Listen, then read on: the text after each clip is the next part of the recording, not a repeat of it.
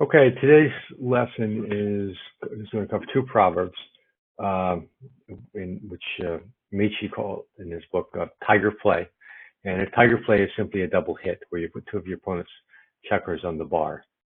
Um, and then there's a weak tiger play and a strong tiger play that we'll discuss. And then the other uh, um, proverb is basically attacking with 10 checkers in the zone. Basically, attack with 10 checkers in the zone, and don't if you have less than 10.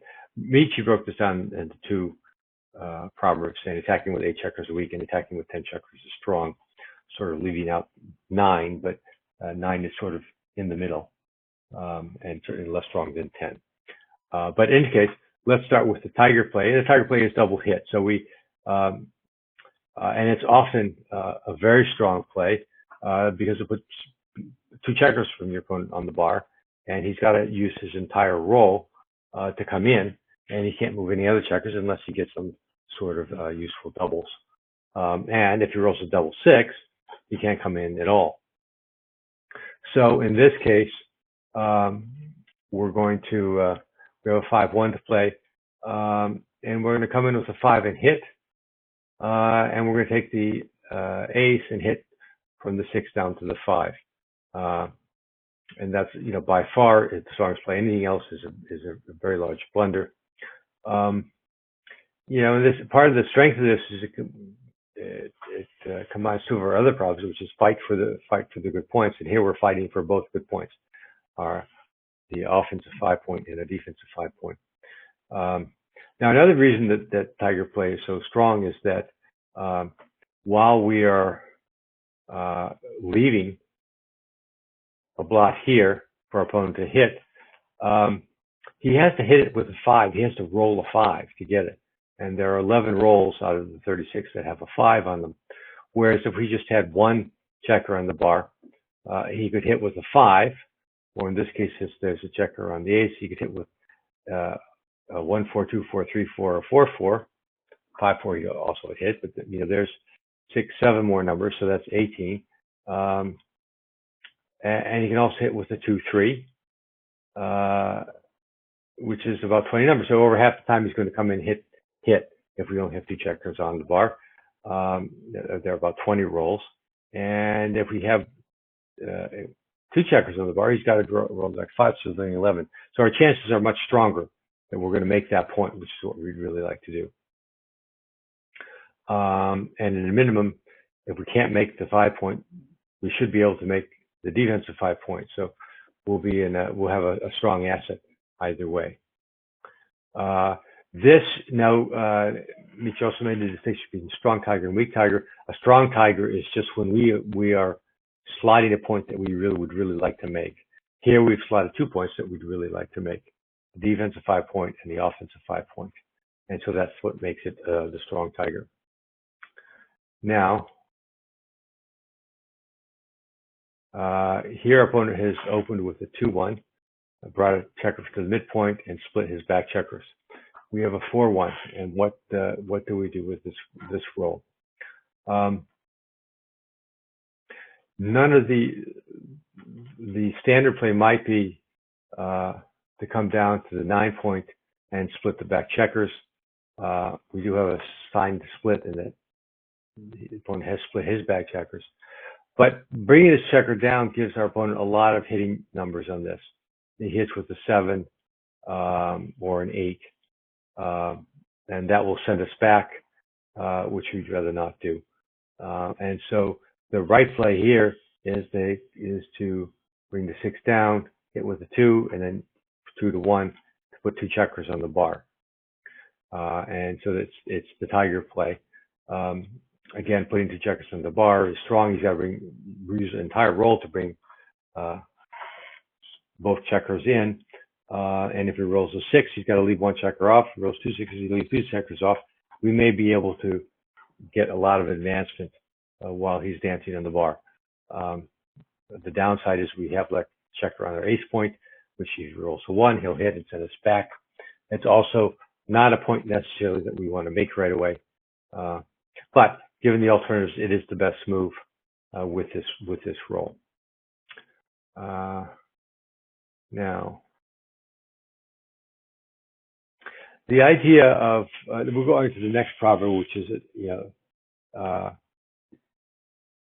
basically attack with a strong attack is with 10 checkers or more in the zone, and 8 checkers in the zone is a weak attack. And this works both ways. We're going to want to attack more if we have the 10 checkers in the zone, and if our opponent doesn't have 10 checkers in the zone, we're going to be less fearful of his attack. Now, what do we mean by checkers in the zone? Well, for yellow here, checkers in the zone is really anything on our side of the board, the home board and our outfield. And that's what, for our purposes, that's what we consider the zone. Now, if we had made the 5-point, this checker here is not fully in the zone. What we really mean by the zone is go from our the last our open inner board point and go back 6 pips. So here's the zone. When we have the 5-point, here's the zone. If we have the 3-point, the 4-point, then the zone ends with the 9-point. And the object of the zone, or the idea of the zone, is basically a 6-point prime, as far forward as the 8th point, which would close them out, but more typically someplace a little bit back, and enough to create the 6 prime. So that's what we mean by the zone.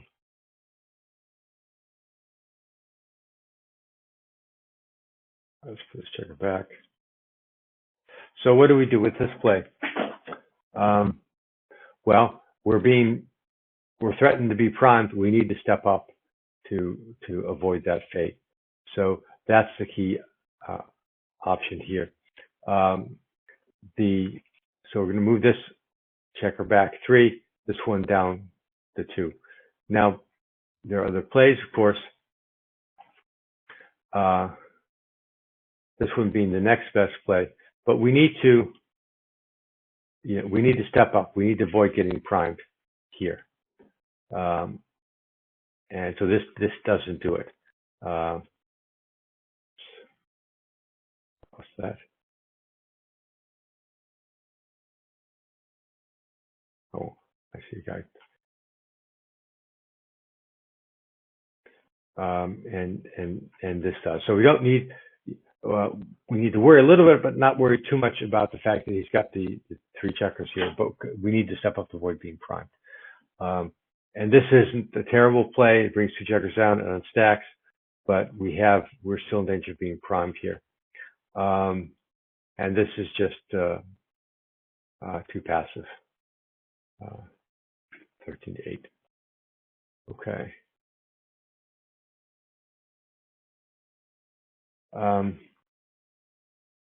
This didn't get in here correctly. So here our opponent has gotten open with a 5-4 and chose to bring one. Chose to bring one down and split. We have a 5-4. Well, we know from the proverb attacking, fighting for the strong point, that we're going to move the 1 from here, 6 point to the 5 point. So the question is, where do we move the 4? Now, in the earlier 4-1 that we saw, we hit twice, doing the weak tiger play. However, here we have a choice. We know we want to fight for this point, so that's the 1, but we don't have to necessarily hit twice here. And it turns out since we only have 8 checkers in the zone, we'll want to bring 1 down or bring 1 up. That's not a bad move either. Sliding a 5-point. Slide again, fighting for the points that we want. But here we don't hit twice because that's a strong attacking move, and we don't have 8 checkers in the zone. We don't have 10 checkers in the zone. So we generally are going to want to avoid that if there's an alternative. Now, the other 4 when we saw we didn't have a good alternative, and so that's why it was the best move. But in this case, we don't want to slot the weaker point. We want to make this as, we want to slot the points. We want to bring checkers in the zone to cover them. Now, if we had, let's see, there's another position. Here, our situation is a little bit different. And the difference is that we have 6, 7, 8, 9, 10 checkers in the zone. So hopefully by now, the proper fight for the strong point, we're going to hit with the 1 here. What do we do with the 4? Well, we can't move the back checker, so we can move 1 down here, bringing another checker in the zone, or we can hit here, putting 2 on the bar. Now, since we have the 10 checkers in the zone, hitting and putting 2 on the bar is the stronger play. And so that's what makes it the best play. Even though it's still the weak tiger play, because we're sliding a point that we don't really want right now, we still do it because we have the 10 checkers in the zone.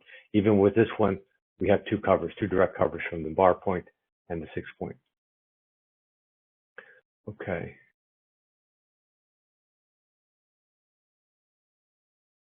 Now with 3-1, when we had the 3 before, we wanted to move our back checker up to interrupt his prime, or to sort of mess up the prime. Now, however, our opponent has 10 checkers in the zone. This makes it a much stronger attacking position. We're not going to want to step right into that.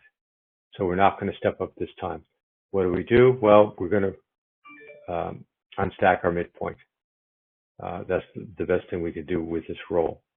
So we'll bring it down. And that's the best move. Notice this is the second best move. The minor split isn't terrible. It's not the best move. But if you to go down like we did before with the major split, that's a complete blunder, as well as this one is also a blunder. So we don't want to step up when he's got checkers in the zone. Possibly the minor split, because we're not as direct under much direct attack, but even that's not the right play. Okay.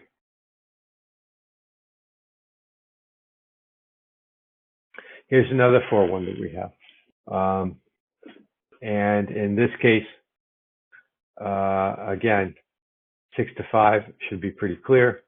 What do we do with the 4? Well, we've got 10 checkers in the zone. So that being the case, the best move is going to be a hit. Now, these other moves aren't bad, because we can bring another checker in the zone, or stepping up is not a bad move either. But because we have the 10 checkers in the zone, hitting is the right thing to do.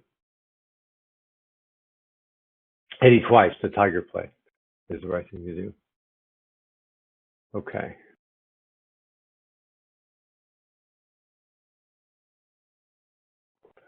Now, here we have a 5-4. What can we do with this?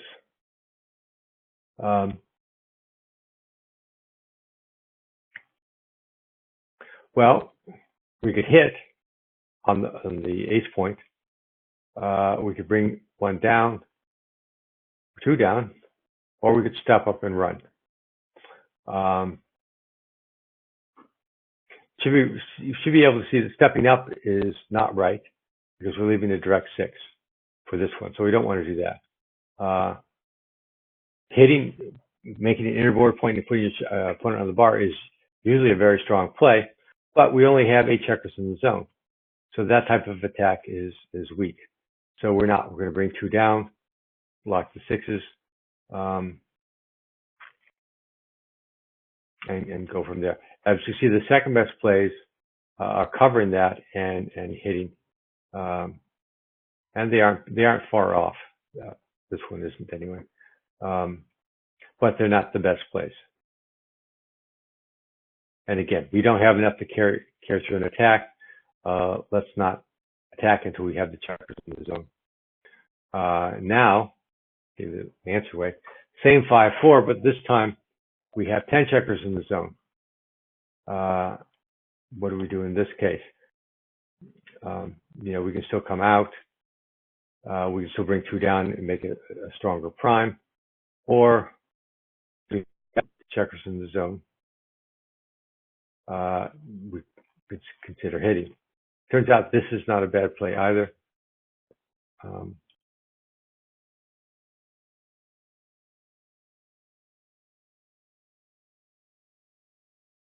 And it turns out to be a little bit stronger. But again, you won't even consider a play like this without the checkers in the zone. So another example, a 5-2 to play. What do? We have neither side has inner board points, but we've got checkers in the zone. So we're going to hit and hit twice. Again, we have the checkers in the zone to carry out an attack. As long as we don't get hit, even if we do get hit, we can make another outer board point. But putting 2 checkers on the bar should give us enough time to make a much stronger position in our inner board. Second best move is actually making the 4-point. Again, that's making a 4-point early on is a strong move. But again, it lets our opponent escape the back checker. Okay. Now, again, we have only 8 checkers in the zone. We could hit twice with the tiger play, the 10, the 13. We're not going to do that here. We only have 8 in the zone. So our best move is to hit, coming down here. And then to move another checker, we can unstack the 8-point. Unstack the 13, the midpoint, but stack an 8-point a little. We could step up and come down. That's not a terrible play either. But the double hit is not right. We don't have the checkers in the zone.